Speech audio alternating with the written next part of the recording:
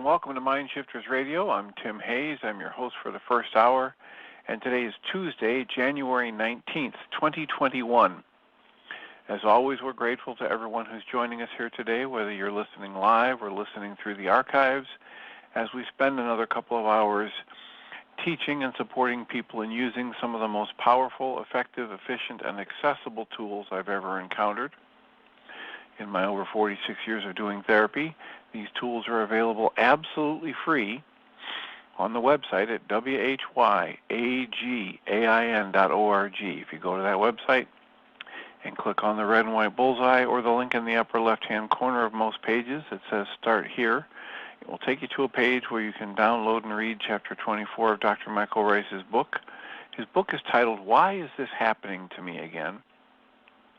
And that particular chapter of that book is a narrative description of the primary tool in this work. That tool is called the Reality Management Worksheet, sometimes called the Reality Management Wake-Up Sheet. And if you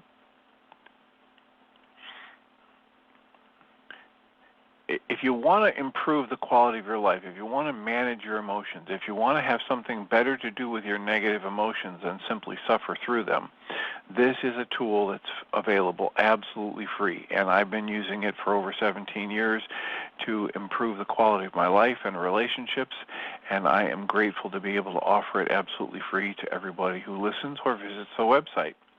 You can also download off of that page the actual tool itself, print it off as a PDF, and use it as often as you'd like. You can also download a whole host of audio files of shows just like this one, where people have been stepped through that worksheet process or called asking for clarifications about the dynamics in that process. You can also download a free and private app from your app store. If you go to either app store and type in the three words HeartLand Aramaic Forgiveness, you can, before you're done typing the word forgiveness, you will see the glowing heart icon. And if you use that, click on that, it will download a completely free and private app that contains the Reality Management Worksheet, an abbreviated version of that worksheet process, and a copy of the Dragon Klingon game, which is a wonderful way to introduce these tools to even younger audiences. And we hope you do that. We encourage people to do that soon and often, because it's absolutely free and because it's one of the most powerful tools I've ever encountered, whether it's something you have to pay a lot of money for or something you get absolutely for free. Also, as we're marching into the year 2021, we've decided to talk about and invite people to do the Course in Miracles lessons, one each day. And today is the 19th day of the new year, and so the 19th lesson is very similar to yesterday's lesson.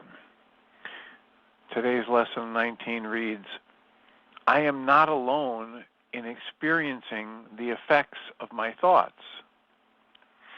Yesterday's lesson was, I am not alone in experiencing the effects of my seeing.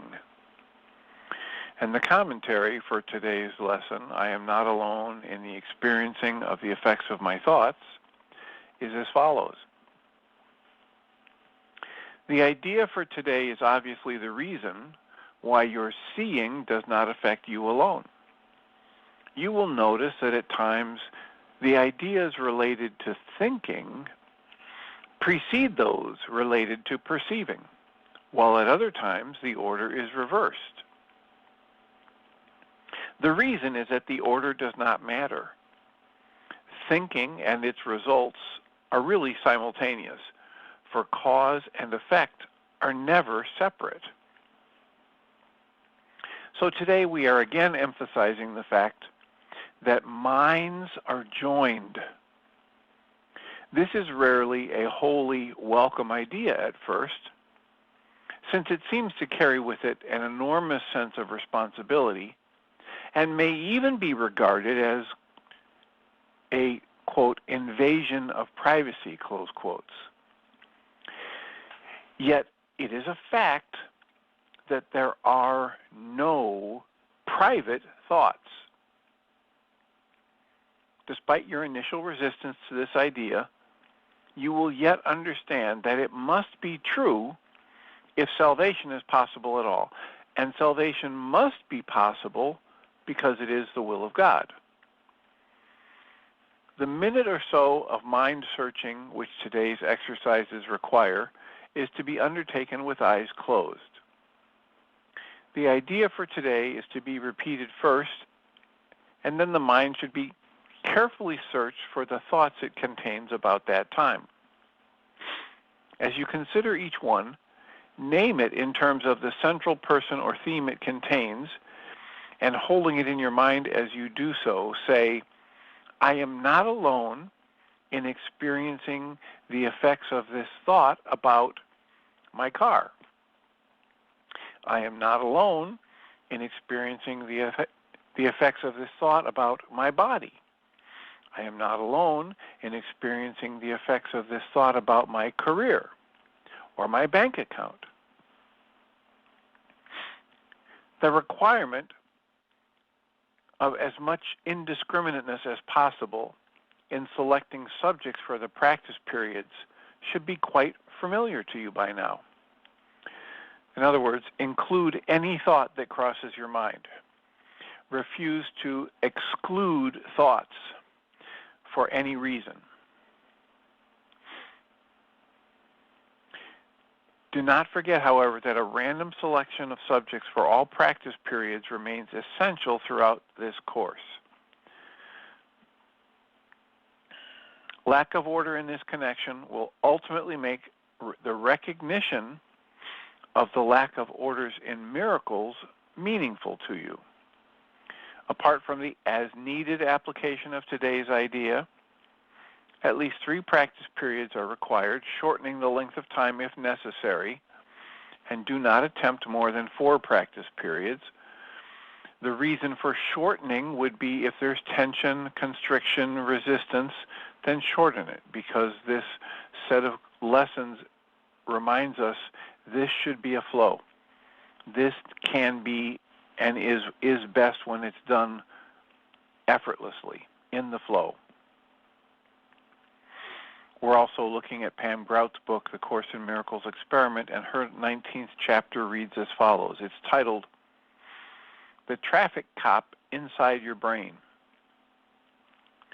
She writes and quotes Grace Bell saying, I love swimming in the great question of what is real, true, what's happening here in this thing called life. Pam writes, so there's one more reality sand trap from which we need to escape. For years we've known our brains produce thoughts, but it's only partially true.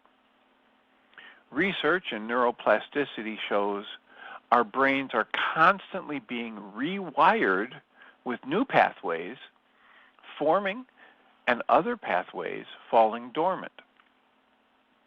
At birth, our neurons have some 7,500 connections. Slowly over time, these connections get pruned away and discarded. So technically, it's our thoughts or our beliefs that create our brains. Because our brains, like cranky old uncles, do not like to be wrong, they literally make stuff up. They construct reality to fit our beliefs, creating patterns and filling in blanks to reflect our dormant areas, ideas, wishes, and emotions. They even dump chemicals.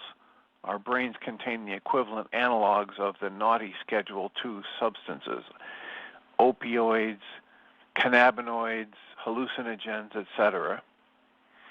So our brains dump chemicals to match our beliefs. Some studies even suggest that all drugs are placebos, meaning they work because we think they will. A Course in Miracles says, well, duh. Our brains are such talented forgers, weaving a detailed and compelling tapestry of perception, that it never occurs to us to question the reality our brains manufactures. Lesson 19 asks us to question everything. 3 times today, we're asked to stop and remember cause and effect are never separate. And since we now know our brains play tricks, altering our neurochemistry and translating our personal HTML code into vibrations and pictures that we mistake for reality, since all of that happens, we plead for help. We sincerely ask that all lines of leftover, outmoded, no longer working code be eliminated until we see nothing but our new miracle plan. I am not alone in experiencing the effects of my thoughts. For me, one of the more potent ideas here, because there's a lot of different spiritual teachers that talk about needing to ask permission before you send somebody a blessing or do healing work for somebody or whatever. And in this first paragraph in the second paragraph of this commentary, it writes, we're emphasizing the fact that all minds are joined. This seems to carry an enormous sense of responsibility, so the idea is not a very often a welcome one. And it might even be regarded by some as an invasion of privacy. So, if you think your thoughts are private, and if you think you're separate or separated from anyone or anything, then it might be really important for you to cling to the idea that your thoughts are private and that you're carrying a secret and that what other people think and feel is not having any impact on you. And the fact of the matter is, many great spiritual teachings try and inform us that while we have the ability to interpret how we respond to the energies that affect us, we do not have the ability to be disconnected from anyone or anything. That's just not the way the world was made. We are, at least in this physical realm, swimming in a sea of energies, and we are a nest of energies contained within a nest of energies contained within a nest of energies. So those are our lessons for today, and we are encouraging comments and questions. If you call our number at 563-999-3581, it'll put a little question mark by your phone number, and we can have a conversation. Today is a Tuesday, so I should remind us that we have a support group scheduled for tonight. It runs from 6:30 to 9 p.m. Central Time. The information about how to join is available at mindshiftersacademy.org. It's absolutely free to join. If you have an internet connection, go there and find out how to log in and join us. If you are so inclined, there's an option on one or more of those pages to share a donation to help support the maintenance of the website and the building that I'm having to stay in and that the support groups were held in when we were doing them live. And tonight's a Tuesday, so that means we'll be doing the fourth session of the Michael Singer course titled Living from a Place of Surrender. And I believe I was talking yesterday about how beneficial it has been for me to look at any spiritual teaching that I get into or study with an eye toward how it is similar to other spiritual teachings. And then I've recently been listening to the Alan Cohen book on the Tao Made Easy. And it's fascinating to be doing that at the same time that we're reviewing the Course in Miracles, and it is so blatantly obvious to me that these teachings are basically saying the same thing at many levels, in many ways. And so we are not separate. We can't ever be separate or separated from anyone or anything. And our choice about the interpretations we make about whatever's hitting our senses and how we choose to make relationships meaningful or we choose to make them meaningless.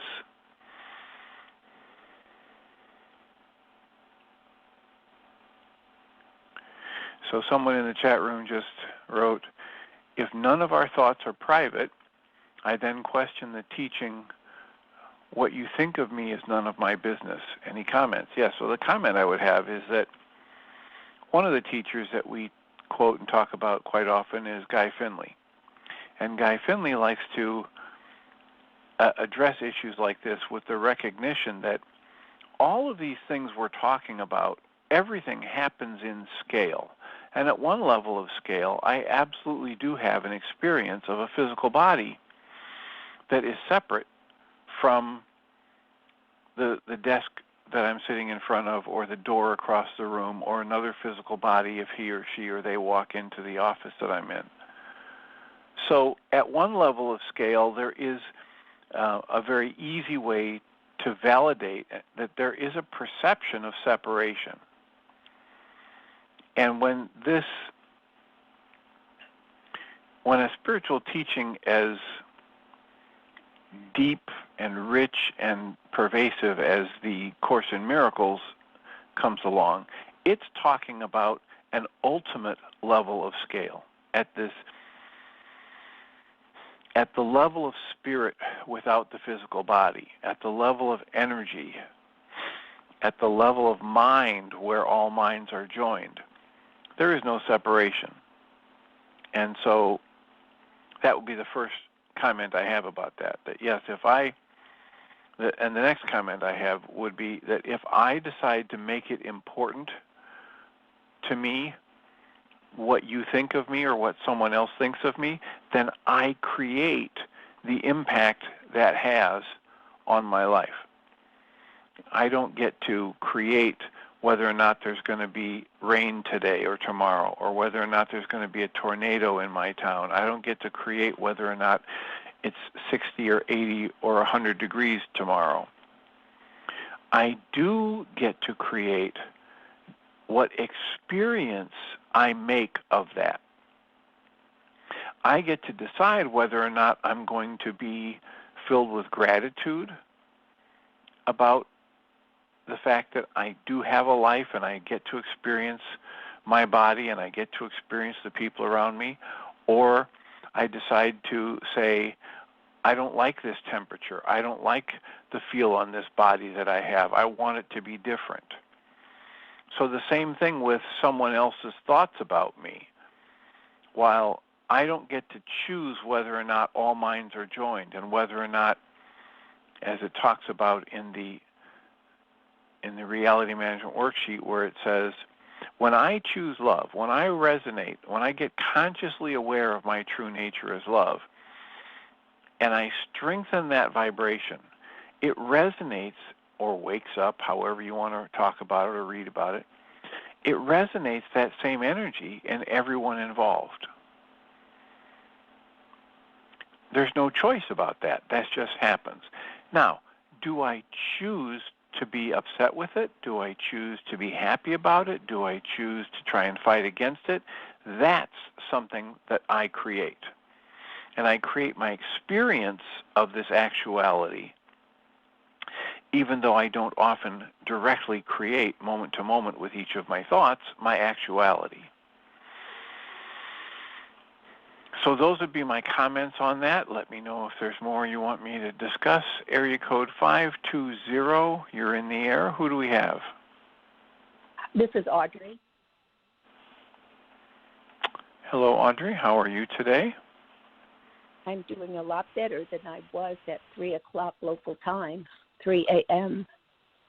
I was listening to Michael Ryce's Laws of Living, and there was a point where I became so upset because, see, it's all created in me.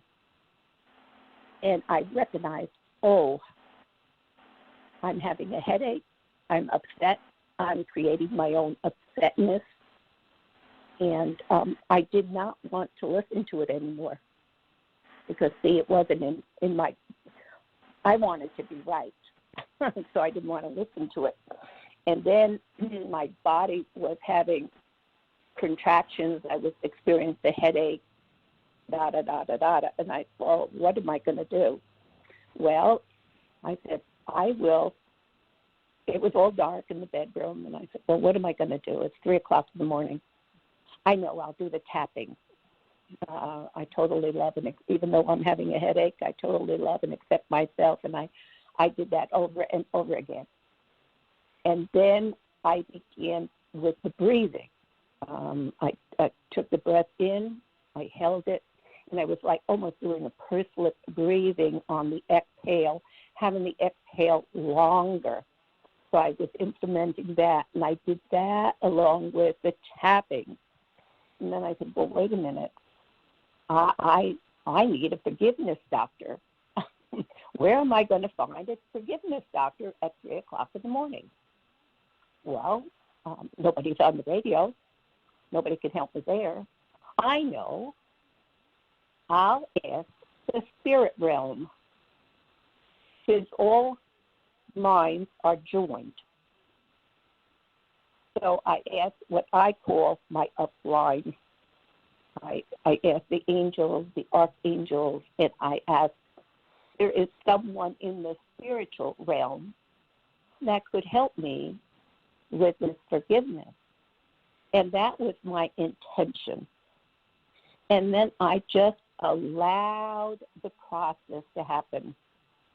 Now, to convey my experience in words, it pales in comparison to the experience itself. And all of a sudden, I was hearing, in my terms, I'm going to say, the music of the spheres. I was hearing harmony. I was experiencing peace.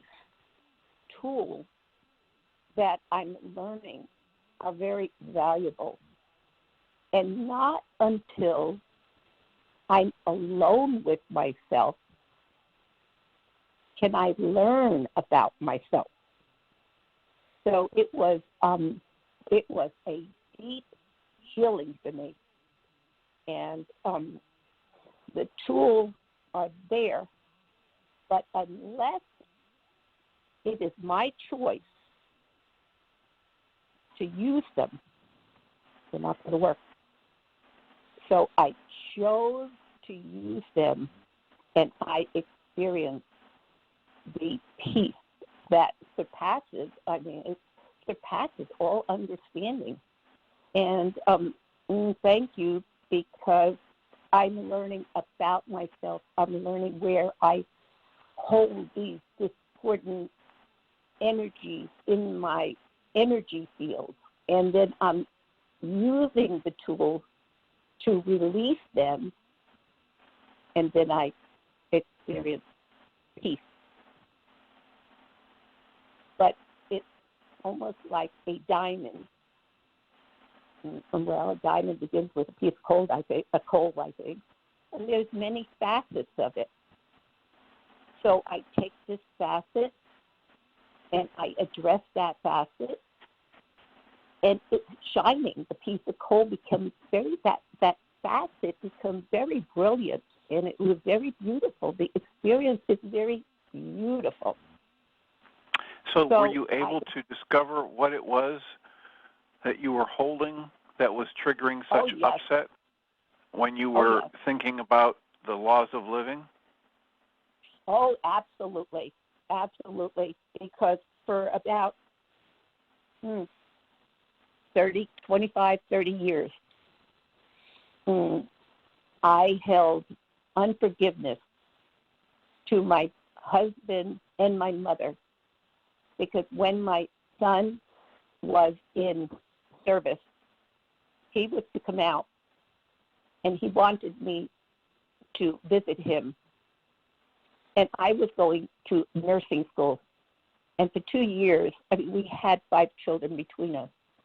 And for for 2 years, I worked. I saved all my money so I could afford going to nursing school. I had one more module left. I had enough funds to satisfy, and then I had enough funds to buy the book. So I asked my husband, can I have a ticket to go see my son? His response was no. Then I asked my mother, and she said, no, I don't have it. Well, both of them now are in spirit. And after the fact, I learned that there was a great deal at that time where I held that anger in my energy body, and I was unforgiving. So by working the tools, and all minds are joined, it happens. And so what was it? What was it in the laws of living that was triggering that awareness? I wish I could tell you right now. It was something I did not want to hear. Maybe it was the fact that I was creating it. I tell you at this point, but all I know is whatever the words were, it triggered an anger in me, so much so that I stopped and I said, I do not want to hear this no more, because I was experiencing such emotional pain, because I created that emotional pain, and I didn't want to face it. Does that answer your question? That's enough for now. Is there anything else we can do to support you? Well, this radio program and what are the tools that are available are there to support me, and I just thank you, because as I talk to you, in reality, I'm talking to myself, and all minds are joined. And thank you. Blessings. Well, you're entirely welcome and deserving. Thank you for the call. I'm glad it's working for you, and I'm glad that you had the presence of mind at 3 in the morning or whenever it was to know that you can ask and find solutions or be allowed to hear solutions from your internal wisdom. That's one of the keys in this work. We're strongly encouraging people to use these tools so that they can get access to their own internal wisdom. The teachings in A Course in Miracles, the teachings of many of the great spiritual schools tell us that each of us is gifted with access to a higher level of wisdom, knowledge, integration, insight, intuition, whatever you want to call it. And it's been given a host of names over the centuries. But the point is, most religions, most groups, most schools won't want you to know this because it's a direct connection. You do not need an intermediary. You do not need a priest or a nun to help you get access to your inner wisdom, to your insight. All that needs to happen is, as Course in Miracles will point out over and over again, is that we need to, each of us individually, do the work that allows us to remove any blockages to our having direct, clear awareness of that inner wisdom. So as we talk about fairly consistently in this work is not about the personality, it's not about the person, it's about that inner connection to wisdom. It's about the teaching. It's not about the personality. It's not about the teacher, it's about the teaching. All these various ways to say it, guiding us to the realization that Michael Ryce says when they were studying the Kabbur's manuscript, the ancient Aramaic, and translating it directly from Aramaic into English, they came across this phrase, ruka dukucha. And ruka means some form of elemental force. And an elemental force is something that you cannot see directly, but you can see the effects of it. An example of an elemental force would be the wind or your heartbeat. And gravity, things like that. Well, ruka dukucha means an elemental force that's specific to humans, that's there to guide you to peace and happiness, break off the effects of your errors in thought, and guide you to peace and happiness if you just ask it to. From another teaching, Guy Finley has a talk where he talks about how the Creator didn't just put you in a world where somewhere, if you hike to a mountain high enough and remote enough, you might find a guru who can help you. Guy Finley says the Creator put you in a world where your instant, constant connection to forces that can teach you will never abandon you if you just ask to be taught. To my eye and ear, it's the same message, and there are a number of different spiritual teachings that are non-religious, they are non-group oriented, they're individual teachings like this Course in Miracles says it's a self-study course. And these deep spiritual teachings pretty much universally say the source of wisdom that you need is available to you as an individual. You don't have to jump through hoops. You don't have to please other people. You don't have to pay homage. You don't have to tithe. You don't have to ask somebody else's permission. You can simply ask to be shown, and you have the same powerful, direct connection to the wisdom that's available to everyone else, and your access code for it, your password, is simply that you ask to be shown. One of the ways that I facilitate and I demonstrate to myself my willingness to be shown is I cancel my need to be right, which is a core piece of the Reality Management Worksheet process.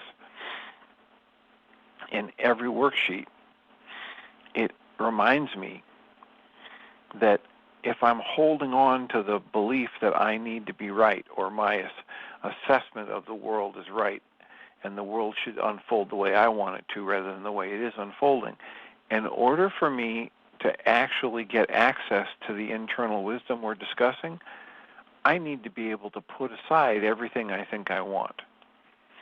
I need to be able to put my trifling treasures away and leave a clean and open space, as A Course in Miracles talks about, where something greater, so a mind of greater insight, intuition, integrity, integration can feed me, nurture me, support me in understanding my life and the world and the energy fields that I'm living in better. So if I'm willing to ask,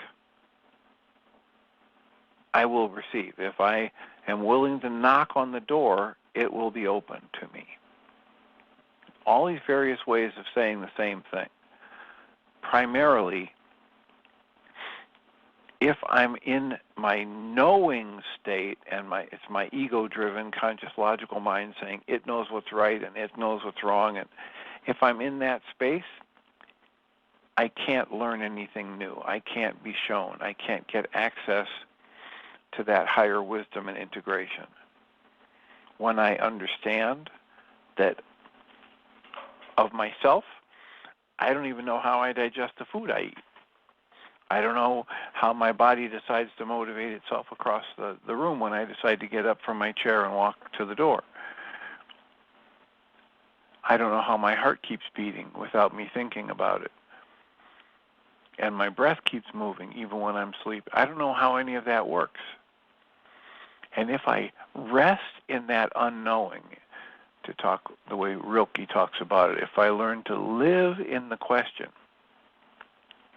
without demanding that my conscious logical mind be able to formulate the answer and put words on it, if I learn to live in that state of observation, then great transformations can occur. Then I can get access to a higher, more integrated awareness, insight, intuition, knowing that surpasses what my conscious logical mind can do. And those of us who have engaged in the processes and the tools that can help remove the negative thoughts, remove the false perceptions, dismantle the tendency to want to blame others for my negative emotions. When we do that work, we consistently are validated with a different experience of life, a better experience of life. So our call-in number is 563-999-3581. Do you have any interest in having a better experience of life? Do you have a situation in your life that could benefit from a more integrated view, a more peaceful view? I was talking to somebody earlier today who is just really upset with the fact that life is unfolding for her and her daughter in a way that she would never have chosen. And one of the possible interpretations of that is that this is a bad thing. The way the world is unfolding is not a good thing. And my offering for her to spin that lens to a positive, and I hope to be able to communicate that I'm not talking about a Pollyannish view that says, oh, everything's bright and everything's lovely and everything's just fine just the way it is. I'm talking about a view that recognizes, yeah, there's some pretty tough stuff that's happening, that's going on in her life and her daughter's life. And at the same time that's happening, it's possible for me to choose a lens through which to look at it that says her daughter is really lucky to have her there to help her navigate through this very difficult set of situations,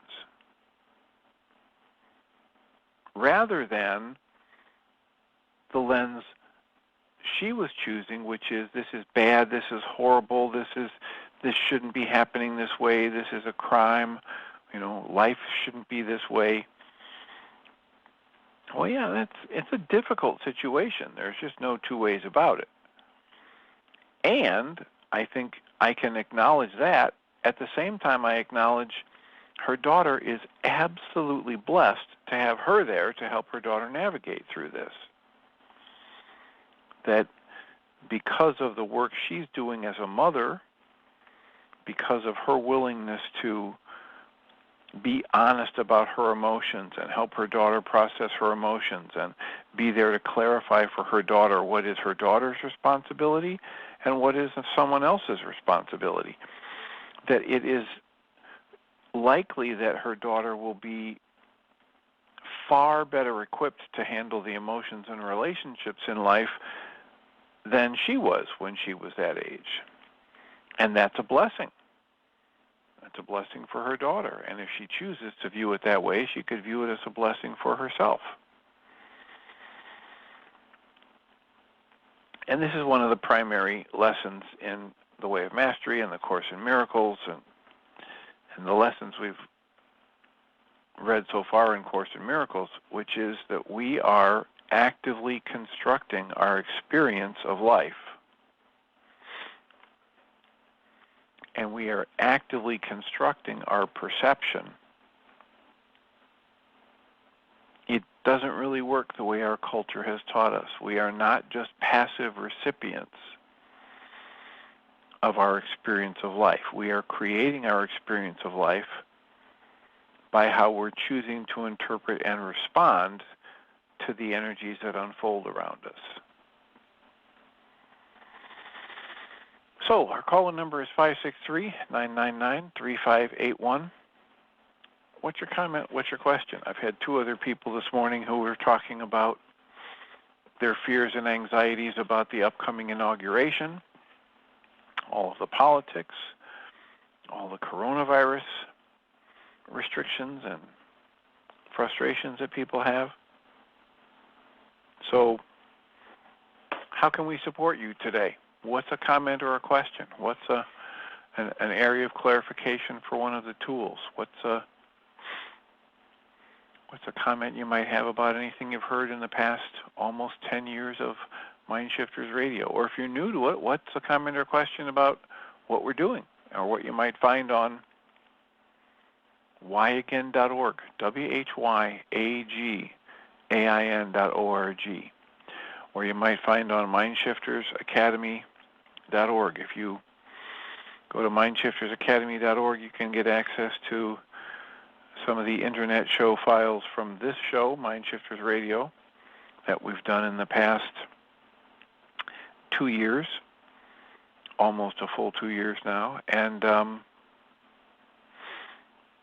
some highlight interview shows and some of the recordings from Thursday evening support groups that have been happening, and even some of the Tuesday evening support groups that have been happening. And the intention with mindshiftersacademy.org website is to just provide a space where some of that information is a little bit more readily available, especially related to the recordings of the internet show and the information about joining the support groups at 6:30 to 9 p.m. on Tuesdays and Thursday nights.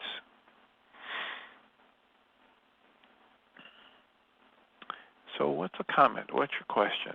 Or what's the suggested topic? We've talked about this numerous times. We're putting out a call today and every day for suggested people we might interview or books we might read or topics we might consider that you would find beneficial. I have one coming up tomorrow, an interview with a woman who is a Gold Star mother, and she works for a veterans support program from Rush Hospital in Chicago.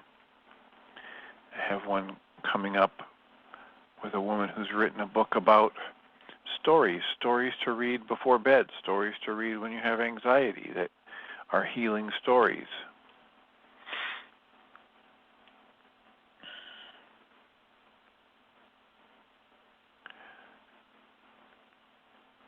If you know somebody who's written a book, if you know somebody that, like I've been referred to someone who is a doula, and she specializes in helping people with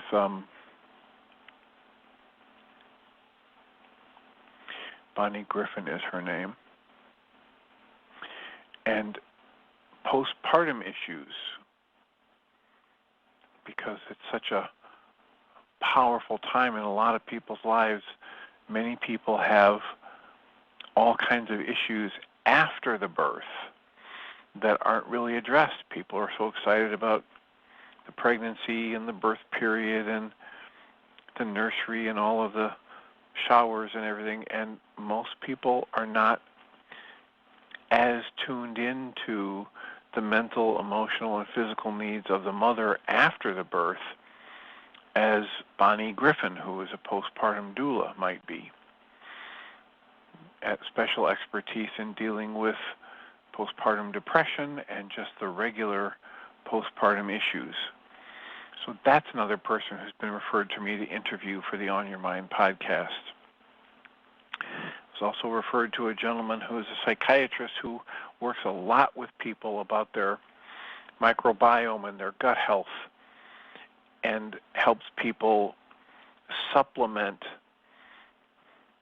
their body so their body can handle pulling the nutrients out of food and getting it where it belongs, and handle the effects of these heavy medications they get for some of these psychiatric medications, and if and where possible, getting off of those medications sooner rather than later.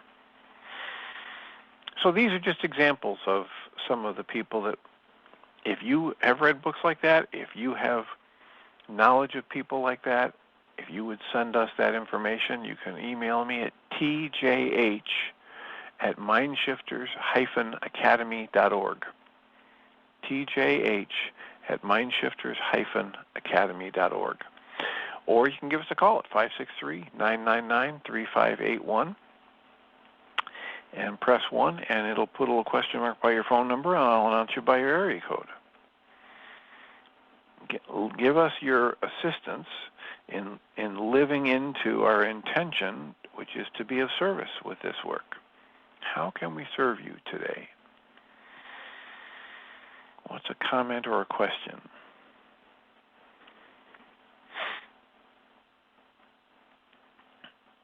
We're on the 19th day of the year, and I might look at next lesson.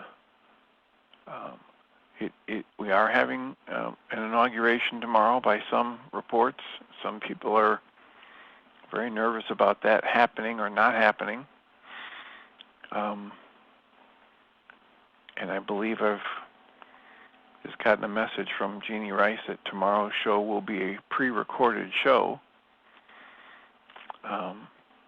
That's another thing that I'd love to have input for any of you who've listened to the archives or been listening to the show for a while. If you have a favorite show that you would like to have replayed during one of those times when I am not able to be here live,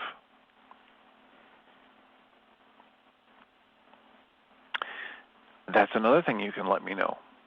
563-999-3581, or send me an email about that at mindshifters-academy.org. tjh@mindshifters-academy.org.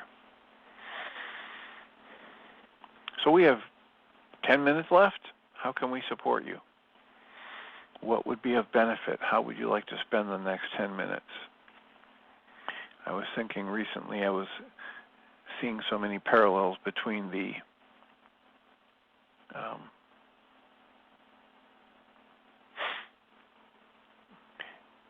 Tao Made Easy and A Course in Miracles and the Way of Mastery, and the work that Michael has discovered from the Kabur's manuscript.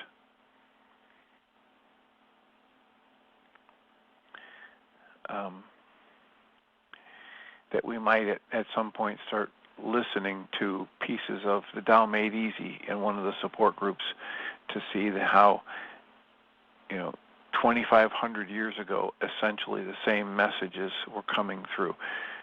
It kind of validation for what Guy Finley says so often in his work, that this wisdom doesn't belong to one school or another. This wisdom has been on the planet for thousands and thousands of years.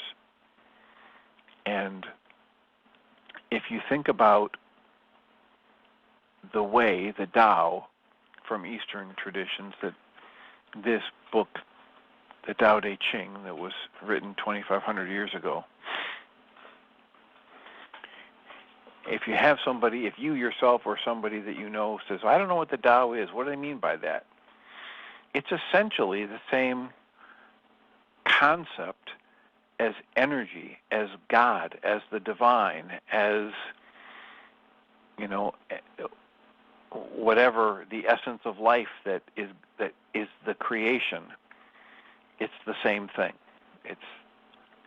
So given the teachings, you could basically substitute the word God or the divine for the Tao whenever you read the Tao.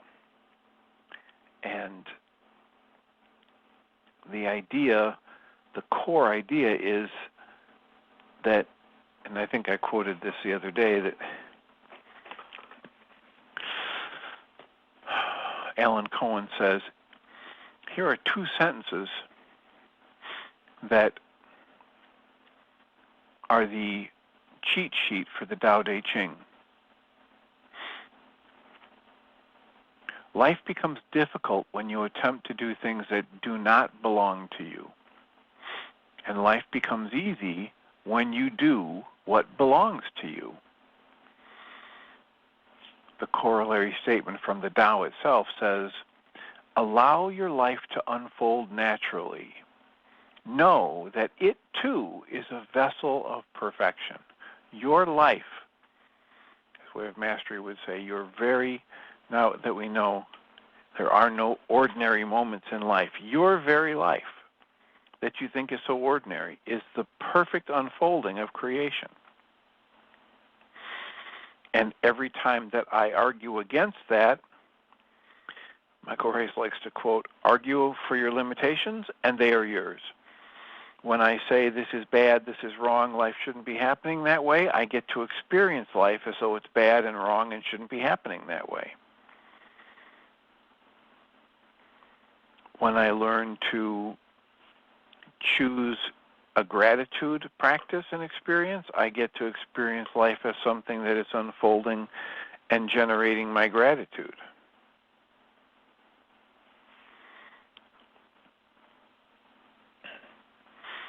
So it's a choice, and the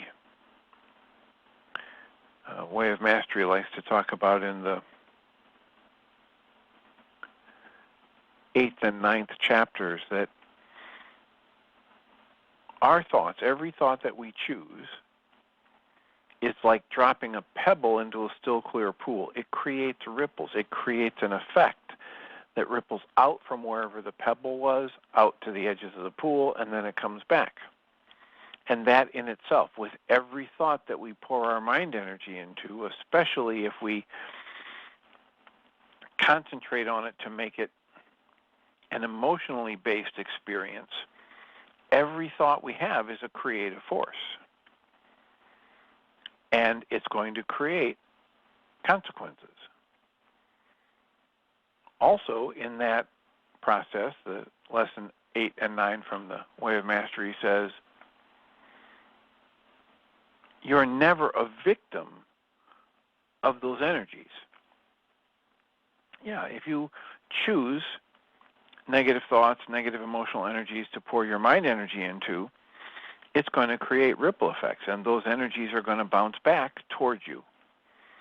And it's very important to understand that in that next moment when that energy comes bouncing back towards you, you are never a victim of those energies moving back towards you. In that next moment, you are just as free to choose how you will interpret and experience them as you were in the preceding moment when you chose a negative experience.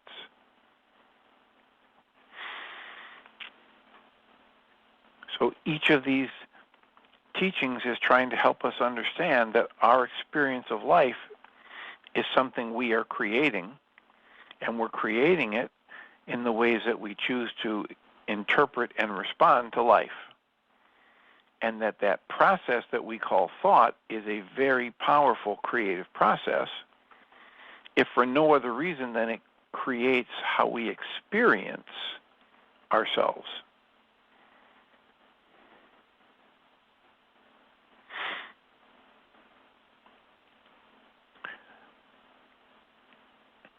And again, the primary tool for that in this work is the Reality Management Worksheet. If I have an experience in my life that's less than loving, less than gratitude-based, less than focused on appreciation, one option, a really good option that's absolutely free, is that I pick up a Reality Management Worksheet and I let it help me map out what I'm doing with that thought process and how in that process of using my thoughts, pouring my energy into it until I create an emotion, that energy is vitally connected to the perceptual process that I'm generating. And then how that is related to my alarm system going off, my negative emotion that lets me know I'm off the mark. area code 760. You're in the air. Who do we have? Hey, this is Ann in Florida. Hello, Ann. How are you? How Good. can we support you?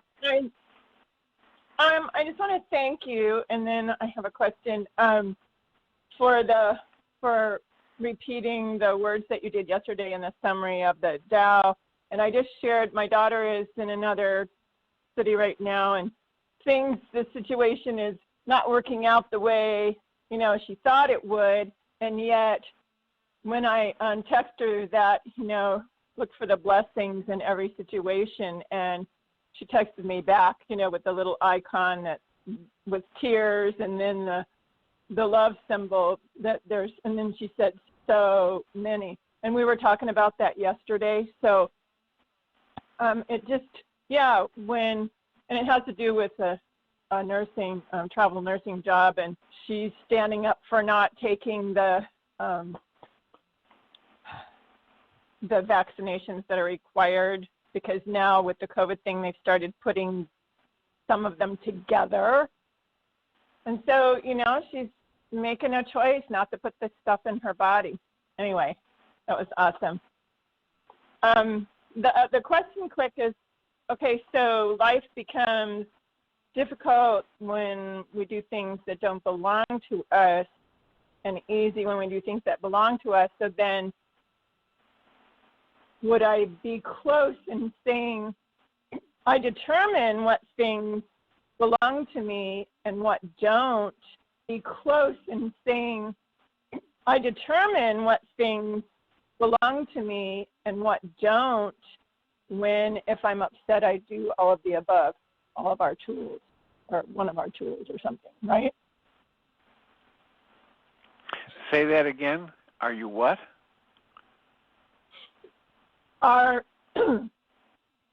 When I determine if I determine what belongs to me to make, things difficult or easy. So if I get in an upset, which clearly doesn't belong to me, and I pick up a tool, one of our tools.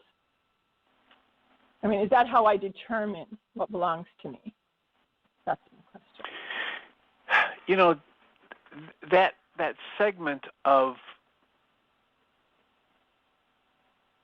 Alan Cohen's book, I'll say this very briefly because we're out of time, but he says, here's the example. He writes books and he does public speaking and he does intensives like Michael Ryce does. And people say, oh my gosh, that's such hard work. How could you do that? How could you be around those people going through all those traumas and processing? And he goes, hey, I love it. It energizes me.